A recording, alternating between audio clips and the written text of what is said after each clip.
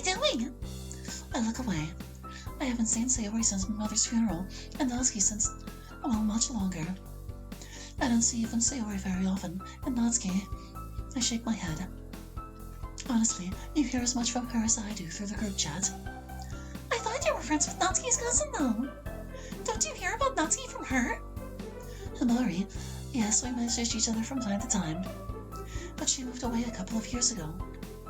Even before then, she and Natsuki didn't talk much. So is Natsuki living by herself, or...? I don't know. I asked Himari the same thing when she moved out. She said Natsuki stayed at their apartment, and that was it. You didn't ask Natsuki herself? I think back to my conversation with Natsuki at my bachelorette party. Natsuki has made it clear that she doesn't want anyone, including me, questioning her life. You don't have any clue on what she's doing? Besides working as an evening supervisor at that same grocery store? Not really. No boyfriends or girlfriends? You hear as much about that as I do. Any ideas? Well, Monica just looks at me expectantly. I sigh. I don't want to spread rumors about things I really don't know anything about. I've long had the theory that Natsuki is in a relationship that she doesn't want to tell anyone for some reason. Probably so that her father doesn't find out about it. I didn't know him well, but he struck me as a very caring but strict man the few times I've met him. I suspect that if he found out Natsuki was having an affair or involved with a woman, he would probably disown her despite how close they are. But I don't even know if my theory is right or not, so I don't say what I'm thinking. The most likely scenario is that she's busy trying to make ends meet and wants to stay private about her personal life. Yeah, but she hasn't mentioned even going on a single date to anyone, not even to you. And you two were so close back in high school. Sure, you had some squabbles, especially at the beginning. Ugh, don't remind me. But you seemed to work through that. I sigh. Yes, but people change, and Natsuki seems to have done so as well. She doesn't open up to me like she used to. Have you tried? Of course. Sorry, you've just never been the most outgoing of people. I think for a bit. True, and admittedly it's something I still struggle with. However, I did ask her once and she gently but firmly let me know it wasn't any of my business. Maybe I should call her. I might be able to get through to her better. I feel torn by Monica's suggestion. I want to know more about what is going on in Natsuki's life. I want to rekindle my friendship with her. However, I fear that Monica's meddling will just cause Natsuki to become even more distant with all of us. Monica apparently sees the hesitation on my face. You don't agree? I don't know. What if there isn't anything going on with her? What if she is happy with her life and just likes her privacy? I, more than anyone, understand the need for quiet solitude. Monica looks troubled. Maybe you're right. I wish I knew for certain. I just remember that weekend before the festival when Sayori's depression hit her so hard and her demeanor changed. I knew what it was. She confessed to having suicidal tendencies to me shortly after joining the club. That was before even you joined, Yuri. But that last school day before her suicide attempt, I confronted her about it. She brushed me off, and I chose not to push her about it. Instead, I had her help me with the festival assignment so I could keep an eye on her. Monica shakes her head. Despite that, she still slipped a suicide note right past me. She almost succeeded in killing herself. Even though she lived, not doing more for her that weekend is one of the greatest regrets of my life. You can't blame yourself for her actions. But that's just it. It was my actions, or lack of actions, actually, that... Monica sighs. If things had gone even slightly differently, she would have died. And MSC probably would have followed her. Maybe you should have told an adult about your concerns back then, but you were just a high school student. And what happened then doesn't apply to what's going on with Natsuki now. Monica looks at him a little confused. Yuri told me about what happened to Sayori in high school, though we're not talking about a teenage girl that is suddenly behaving strangely. Natsuki is a grown woman that has been living her life the same way for years. You don't think we should be concerned? He sighs. I don't know. I admit I don't really know her. I've only met her in person once, and that was at our wedding reception. But you're her friends, not her parents. You're right. So how are Sayori and MC doing? I can tell from the look on her face that even though she's changed the subject, Monica is still thinking about Natsuki. I talk with Sayori from time to time, but we don't get together in person very often anymore. Any particular reason? She's busy with work and kids, I'm busy with work and Jean. Sorry. I give him a quick hug. It's just life. I feel a little guilty at telling Monica a half-truth. It's true that both Sayori and I have been really busy the past couple of years, but I also have been intentionally distancing myself from her and MC. They have been having some serious marital problems. Sayori doesn't say too much about it, but from what she's let slip during our conversations together, their fights have been getting much worse the past couple of years. Though even if she hadn't, it's pretty obvious they argue a lot now. The last time I visited Sayori when MC was home, they got into a shouting match right in front of me and the kids. I know they've been going to marriage counseling, which means they haven't given up on each other. And I want them to stay together, so I stay away. I don't want the bad feelings MC and I have for each other to be a wedge between them. Sayori's relationship with her husband is more important than her relationship with me. As much as I care for all my friends, if I was forced to choose between them and Jean, I would pick Jean. I don't want to bring this up with Monica, though. I am certain she would want to help, like she does with Natsuki, and I don't think she can make things better for them. Sorry that I can't fill you in on them very much. Like you said, it's just life. So what has been going on in your lives recently? Akiko is quite the handful. She currently loves pretending to be a dinosaur, running around and roaring at people. Rico is now a stay-at-home dad, though he's planning on opening a small bike repair business in our garage. What about you? Weren't you working on spacecraft or something? Not exactly. I designed components for a metal fabrication company that primarily makes aerospace parts. It's mostly for jet engines, but we have done parts for rockets as well. I was even invited out to Cape Canaveral to see a launch in person from a special room because one of the parts I designed was integral to the rocket engine. I was as close to the launch as they allow anyone, except the astronauts, to be. Sounds exciting. Did you like it, Rico? I couldn't go. It was a company trip. Well, that must have been disappointing. Actually, I really wish I could have gone to Paris with her. You went to Paris, Monica? Quite a few times, actually. It's a fascinating city. But not you, Rico. They're business trips, so my company only pays airfare for me.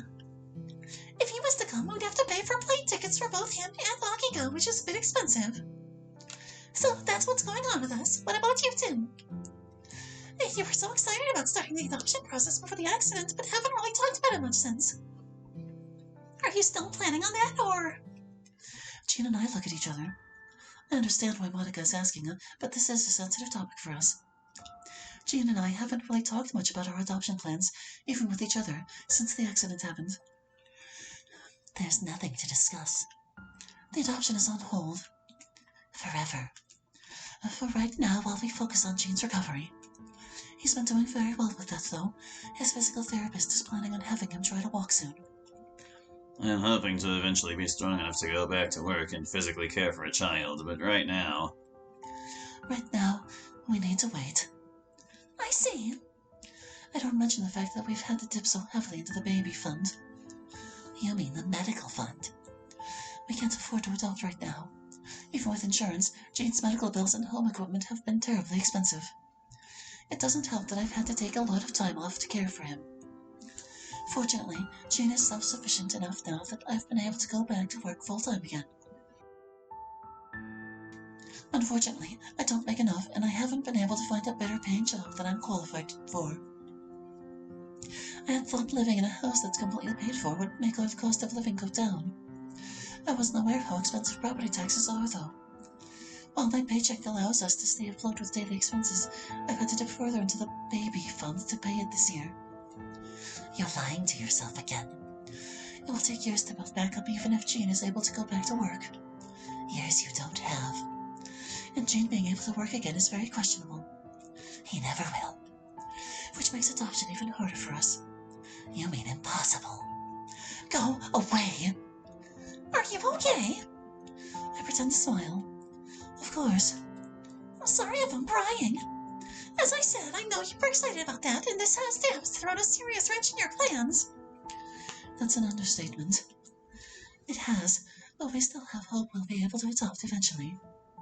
A false hope. If there is anything I can do to help when you're ready, be a character witness or something, just let me know. Anything? You know I'm happy to help out a friend. Does anything mean using your engineering skills to design a prosthetic uterus? Does anything mean being willing to be a free surrogate and carry a baby to term for us? Of course not. I'm so stupid. I pretend to smile again. Aw. Thanks for the offer, Monica. We really appreciate it. I can't think of anything right now, but if that changes, I'll let you know.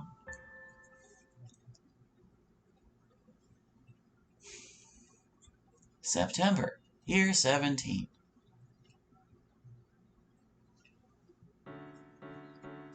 I check the time and see that I am a little late to taking my lunch break. I flag down one of the employees and have them take over the register. I then grab my bento box from the back and head over to the coffee shop. There's no line right now, so the barista greets me right away. Hey, Yuri, what can I get you today? I'll have a green tea today, please. Sure thing, I'll have it ready in just a minute. While waiting for my drink, I check the messages in my phone. Are there more messages? Can we scroll back up for a bit? Or just a little? Happy birthday, Yuri! Today is her birthday? Yup, it's exactly a week before mine. So happy birthday, Yuri!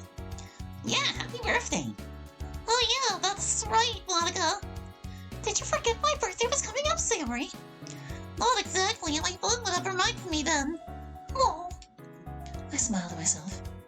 Even if it's just texts, I'm happy that they all remembered my birthday. Thanks, everyone. I appreciate it.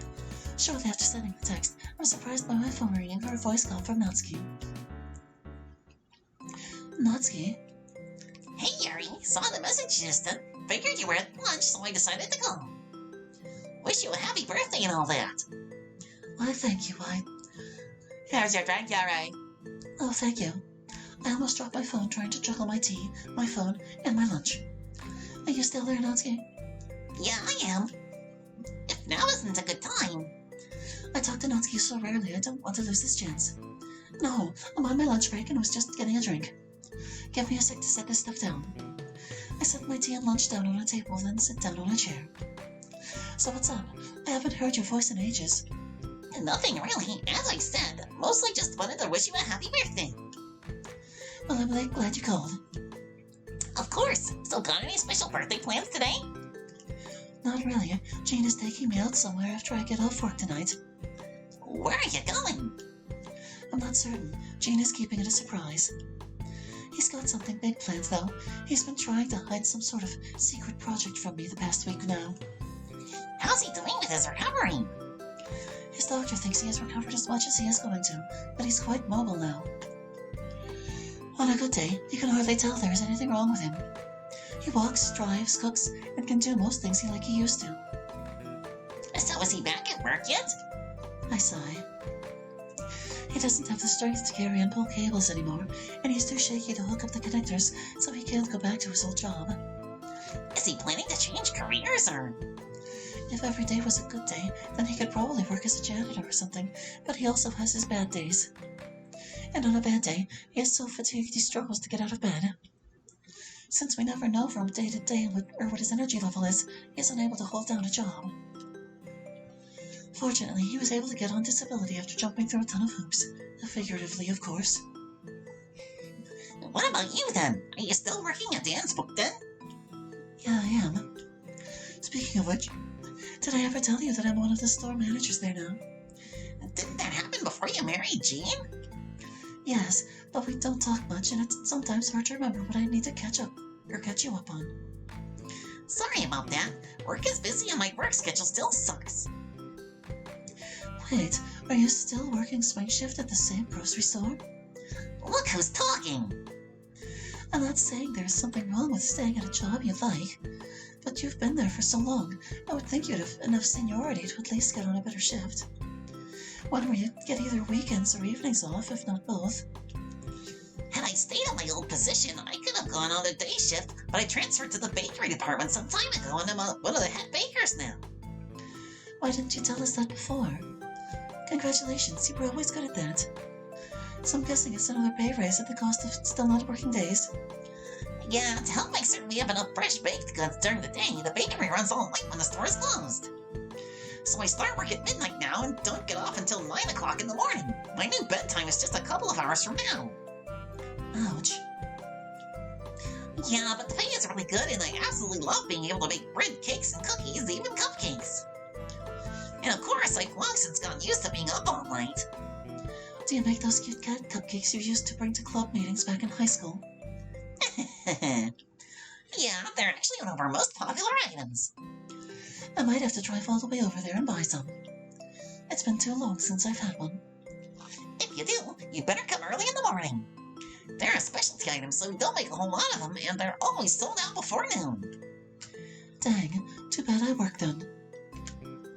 You can place a special order, then it'll be on hold for you. I might do that for June's birthday. If so, it's going to have strawberries on it no matter what your order says. Did you know we still have and occasionally use that book? Jean and I were both pleased when he regained the ability to feel in certain places last year. I got it just as a joke, but I'm glad you two have enjoyed it. So, I feel hesitant asking, but I know I need to. What about yourself? Anyone special in your life right now? I hear Natsuki get quiet. No. I'm sorry, I'm not intending to pry. You're just so quiet about that even in the chat. It's okay, there just isn't much to say. Working swing and now graveyard has long since killed what little social life I had. But surely you must do more than work and sleep. Oh, I do lots of stuff. Recently I've been practicing drawing in the hope I can make my own manga that looks good someday. Really? What's it about? It's a slice of life about 5 friends in a high school club together. Let me guess. 4 girls and 1 guy in a literature club. I can hear her blushing over the phone. It's a book club. I confess some of the stories I've written over the years have taken inspiration from you, and the others as well. And while slice of life may not be my favorite style of manga, it's pretty popular, so it'll probably do well. Oh, that reminds me. I wanted to ask if you saw the live-action Parfait Girls movie when it came out earlier this year. I did, actually. What did you think of it? I thought it was pretty good for a movie adaptation. Really? I thought you'd be disappointed by the changes. Yeah, but most of the changes were removing things that worked well for the manga, but weren't for a movie. Let's be real, there was quite a bit of filler in it. Sure, Parfait Girls has a plot, but it starts out like a slice of life. That usually doesn't work well for a full-length movie. But they removed later stuff that is part of the plot, too. I mean, they completely cut out Minori's death. Of course they did. In the manga, it happens right at the end of the volume, making it a big cliffhanger. But it's just a fake-out as she's immediately brought back to life on the first page of the next one. In the movie, that part would happen right in the middle, where it doesn't make sense for her to die and then immediately come back to life. Yeah, but by doing that, the Cupcake of Calamity isn't even mentioned. That's pretty important in the later volumes, and it will be a serious plot hole if they make another movie. They'll probably introduce it when... Shoot. What was the name of the guy at the ice cream shop that they all liked again? You mean Hirota? Yeah, him. They'll probably just have him bake it when he returns after the others find out that Teiko was secretly behind it, or has secretly been dating him the entire time. It isn't until then that it really becomes an important part of the story. They can't do that. Having Hirota, an ice cream vendor, baking a Cupcake of Calamity completely invalidates the entire story.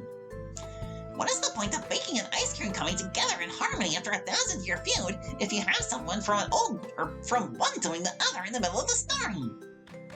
What's next? Alice mixing soft serve? The movie was already so long. What do you expect them to do? Shorten the big climactic dessert competition at the end? I mean, the battle between Flowerzilla and Queen Cone was one of the best parts. Oh my gosh, I can't believe what I'm hearing. I mean, yeah, the special effects there were impressive, but I never thought you of all people would be okay with a weakening of the narrative for more time on action scenes. I'm willing to be a little forgiving of that in a movie. Visual effects are one of the few advantages they have over books. But I admit, I would have preferred it more if it had been a bit more self-consistent internally.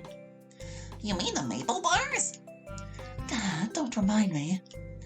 I mean, they even kept the lines where Alice talked about the power of cocoa. So why change it to Mabel? It was a serious plot hole. They should have changed it all the way or not changed it at all. Or not changed it at all. Amen. Of course, that won't stop me from seeing the second movie when it comes out. Same here. Hey, we should watch it together when it does. You, me, Jean, maybe even Sarah and MC as well. It would be cool to see you guys again. Not certain about the scheduling. It's going to be at least a couple of years before it's released. When it does, we'll figure it out then. Who knows what we'll be doing? Yeah, I suppose. What do you mean by that? Nothing. Doesn't sound like nothing.